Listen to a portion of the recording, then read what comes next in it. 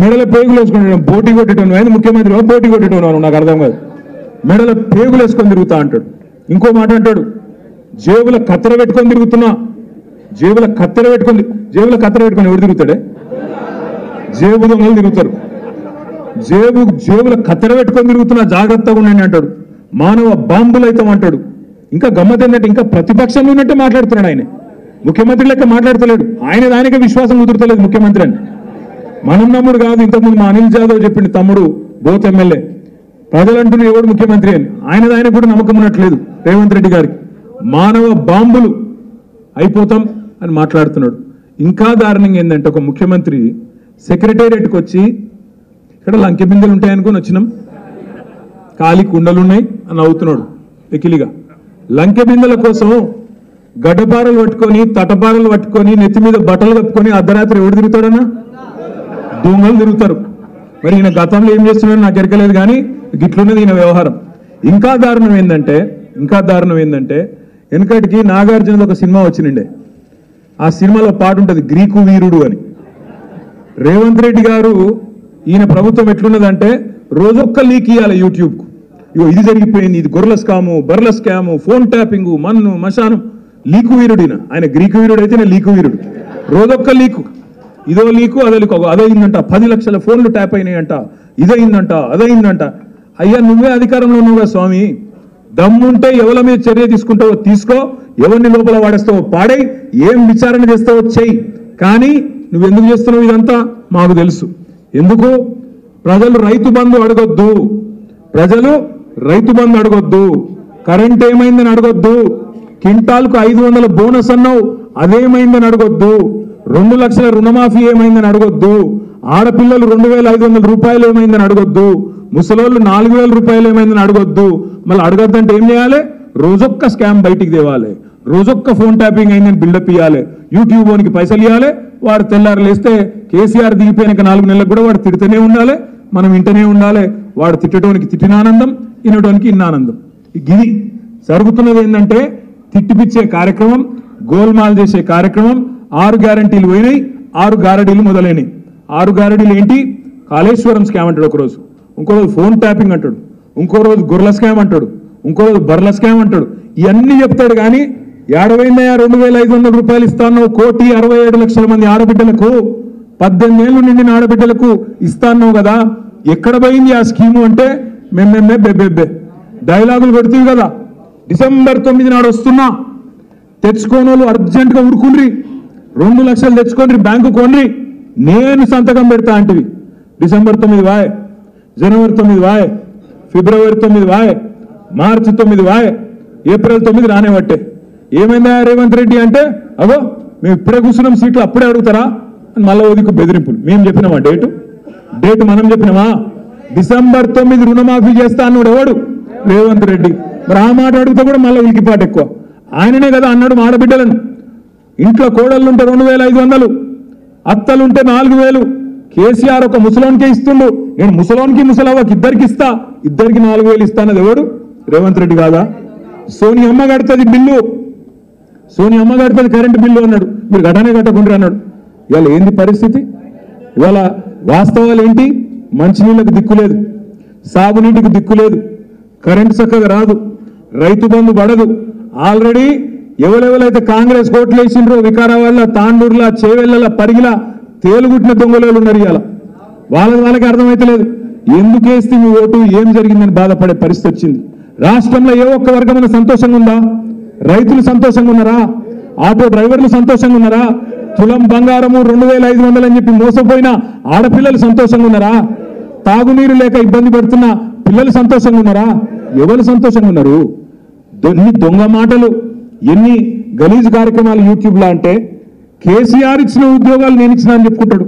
నాకు ఒక చిన్న డౌట్, మీరు దయచేసి పిల్లలను చర్చ పెట్టాలి. ఎల్బీ స్టేడియంలో మీటింగ్ పెట్టాలి, కేసీఆర్ను తిట్టాలి, కాగితాలు ఇవ్వాలి, 30,000 ఉద్యోగాలు ఇచ్చినాను బిల్డప్ ఇవ్వాలి. అది రేవంత్ రెడ్డి గారు చిన్న కామన్ సెన్స్ ముచ్చట, నాకు తెలియక అడుగుతున్నా. ఇప్పుడు పిల్లలు పుట్టానంటే లగ్గం కావాలి, సంసారం చేయాలి, తర్వాత పిల్లలు పుడతారు కదా. మరి నువ్వు ఎప్పుడు వస్తాయి, ఎప్పుడు నోటిఫికేషన్ ఇస్తావి, ఎప్పుడు ఉద్యోగాలు వచ్చాయి? నువ్వు వచ్చినాక ఇచ్చిన నోటిఫికేషన్లన్నీ ఇచ్చిన నోటిఫికేషన్లే లేవు.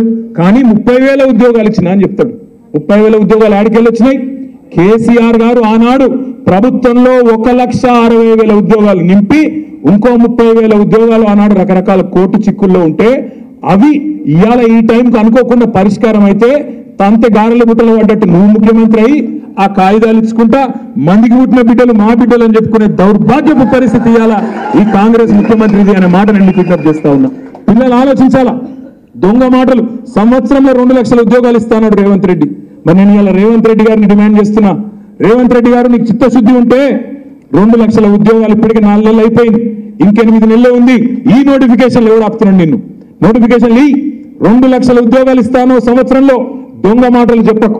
కేసీఆర్ ఇచ్చిన 30,000 ఉద్యోగాలు వేరు, నువ్వు 2 లక్షల ఉద్యోగాలు ఇచ్చి నీ మాట నిలుపుకోవాలనే మాట కూడా వారిని నేను డిమాండ్ చేస్తా ఉన్నా.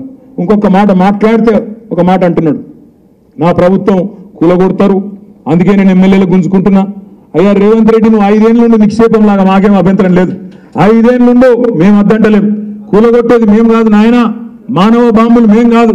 నీ పక్కన ఉన్న నల్గొండ బాంబు, ఖమ్మం బాంబే నిన్ను కూలగొడుతుంది, మేము కూలగొట్టాం. కాంగ్రెస్ వాళ్ళు ముందు వాళ్ళు ఎండ్రికాయలు లెక్క, ఒకడు ఎగురుతుంది ఇంకోటి కూలుస్తుంటాడు. మాకు సంబంధం లేదు, మాకు అవసరం కూడా లేదు. 5 ఏళ్ళు నువ్వే ఉండు, నువ్వే నీ 420 హామీలు, నువ్వు ఇచ్చిన 420 హామీలు నెరవేర్చి ప్రజల మనసు గెలుచుకొని నేను వద్దంటలేను. 2 లక్షల రుణమాఫీ అన్న వచ్చాయి, 2 లక్షల ఉద్యోగాలన్న వచ్చాయి, ఆడబిడ్డలకు 1,67,00,000 మందికి 2,500 రూపాయలు ఇస్తాను ఈ అట్లా అన్ని చెప్పిన మాటలు చేయవా నాయన అంటే అది చేత కాదు. ఫోన్ ట్యాపింగు, గొర్రెల స్కాము, బర్ల స్కాము, మేడిగడ్డ మేడిపండు అయింది, కాళేశ్వరం ఇదైంది అదైంది, అసలు పని మాత్రం చేసింది ఏం లేదు. పిఆర్ స్టంట్లు, లీకులు ఇచ్చుడు, యూట్యూబ్లకు జనాల దిమాగ్ ఖరాబ్ చేసుడు, మనం తెల్లారలేస్తే తిట్టుడు. అందుకే నేను మిమ్మల్ని అందరినీ ప్రార్థించేది ఒకటే, మనకు మంచి మోక దొరికింది. మే 13 దాకా టైం ఉంది.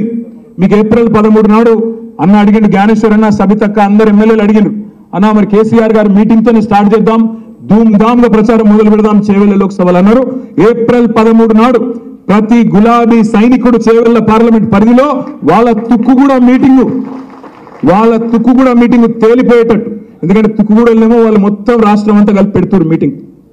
కానీ మరి పక్క రాష్ట్రం కర్ణాటకకి వెళ్ళి కూడా తెచ్చుకుంటారేమో, కానీ మన చేవెళ్లలో మాత్రం అచ్చంగా మన చేవెళ్ల పార్లమెంటు నుంచే గులాబీ సైనికులు అందరం రావాలి, మీటింగ్ సూపర్ హిట్ చేయాలి, దాంతోనే జ్ఞానేశ్వరన్న గెలిచిపోయిండు అనే ఒక వాతావరణం బ్రహ్మాండంగా తీసుకొని రావాల్సిన బాధ్యత మన మీదనే ఉన్నది.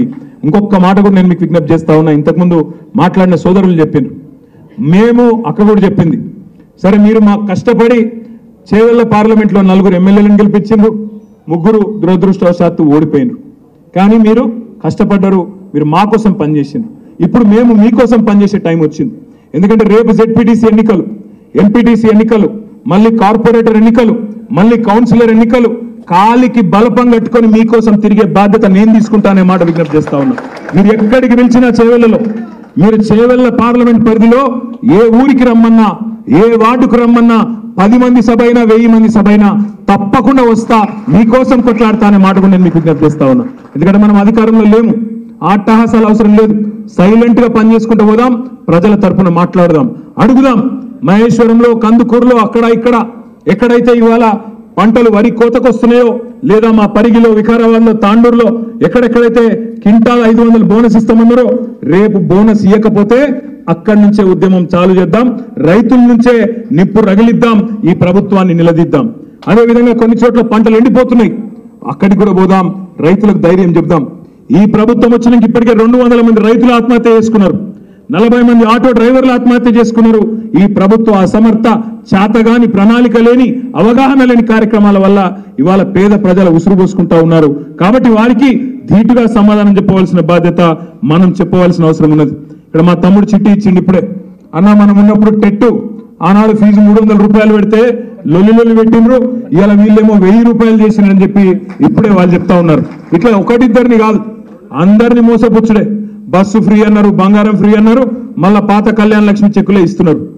పాత కళ్యాణ లక్ష్మి చెక్కులే, తులం బంగారం లేదు, మన లేదు.